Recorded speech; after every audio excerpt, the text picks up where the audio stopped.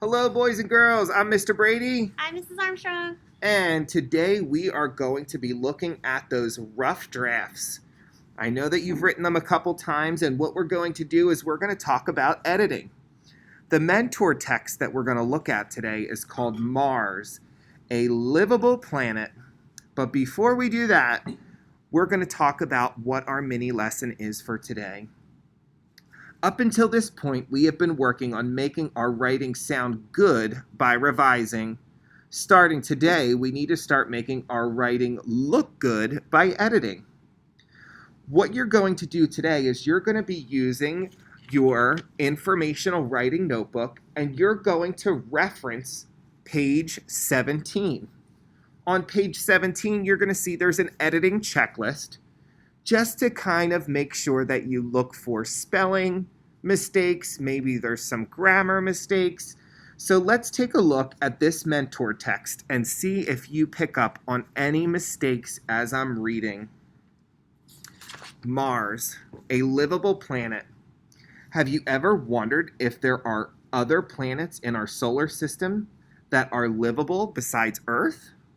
If so, you're not the only one. Scientists have been doing extensive research to get to the bottom of this question. So far, they have found that there may be one other planet in our solar system that we could possibly live on. This planet is Mars. Mars is referred to as the red planet because its surface is made of rocks and a thick layer of oxidized iron that appears to be red in color.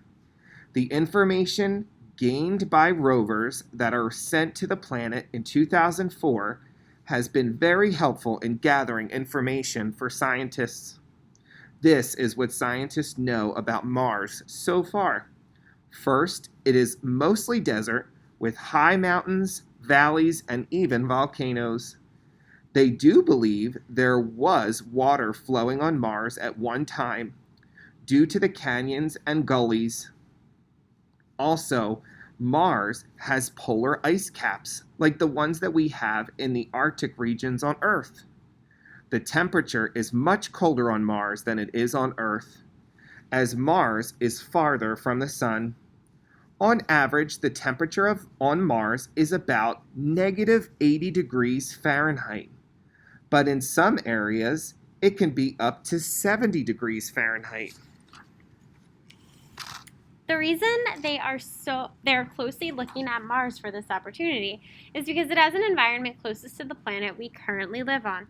However, there are some things that will make living on this planet quite the challenge. One being that Mars has no ozone layer like Earth does. This means there is no protection from the sun or flying solar particles on Mars. The gravity on Mars is much lower than the gravity we have here on Earth. Unfortunately, because of the low gravity on Mars, our bodies would lose muscle and bone mass to adapt to its environment, thus making humans who visit there extremely weak. In addition, Mars is about 33 million miles away from Earth, which would take around 6 months to travel there from Earth. For these reasons, scientists are working together to come up with some possible solutions to overcome these challenges. So, just how close are we to actually living on Mars? On March 21st, 2017, the President of the United States told NASA that they need to have a plan to get people on Mars by 2033. About a week later, NASA came back with a detailed plan that has a total of 5 phases on how they plan to get there. They're currently in phase 0, which involves developing partnerships with private space companies and running tests at the International Space Station. Cost is going to be a major factor, as all this behind-the-scenes work is costing the United States a pretty penny. However, scientists remain in high hopes that we are closer than we've ever been. As Buzz Aldrin, the second astronaut to land on the moon, would say, Mars is there, waiting to be reached. All right, so like I mentioned before our mentor text, you're going to be using page 17 in your informational writing notebook. What you're going to need today is a few materials that you haven't been asked to use so far. So if you're at home or you're here at school, if you have another colored pencil or pen, that would be helpful. When you're in the classroom, we have blue pens and red pens, ones that you can use to edit.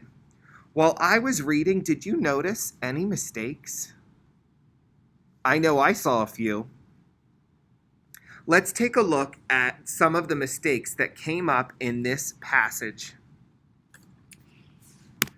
Okay, so if we look at the screen where the words are red, you'll be able to see where this author went back and edited their passage.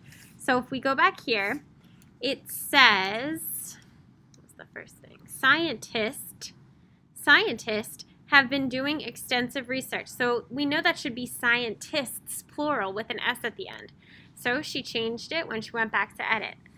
Okay, and then we spelled because wrong the first time, because that's not right.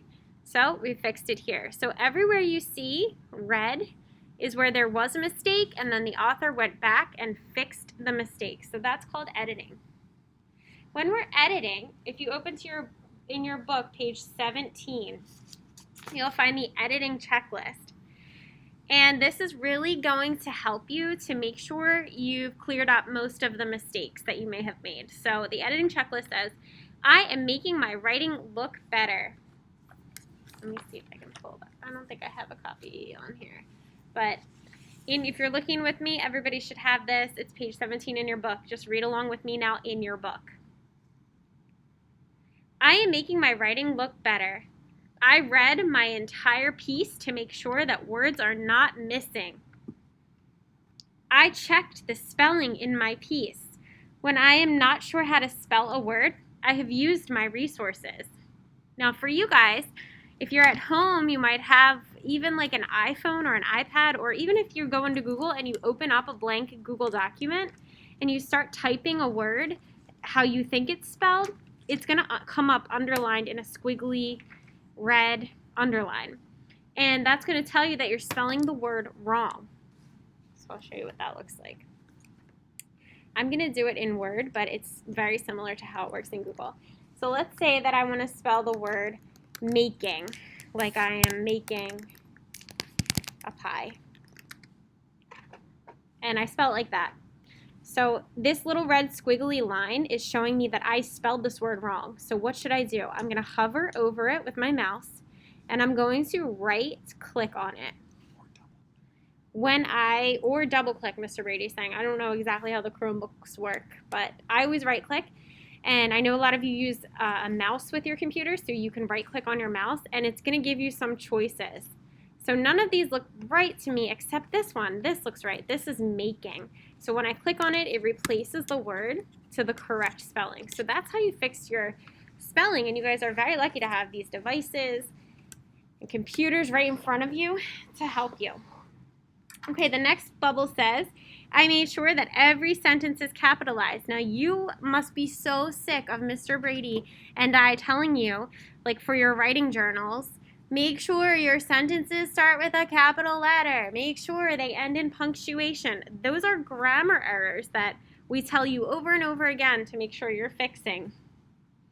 Make sure if you have a proper noun, a specific person, place, or thing, like if I'm talking about a country like France, I need to make sure I have that F in France capitalized.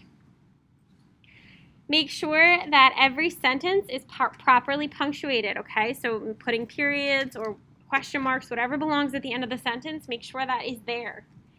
And then make sure that dialogue is properly punctuated. So that means if you chose to add a quote in there, something that an expert was saying on the topic, then you need to make sure you are using quotation marks properly. Okay, so once you look over this editing checklist, we should be good to go. And I don't think there's another lesson to talk about this, but while we're on this subject, I want you to turn the page in your book to look at your spelling dictionaries. This is another piece that we gave you to help you as a resource with your writing. So let's say that you were looking up the word, you just looked up the word making, like how I did.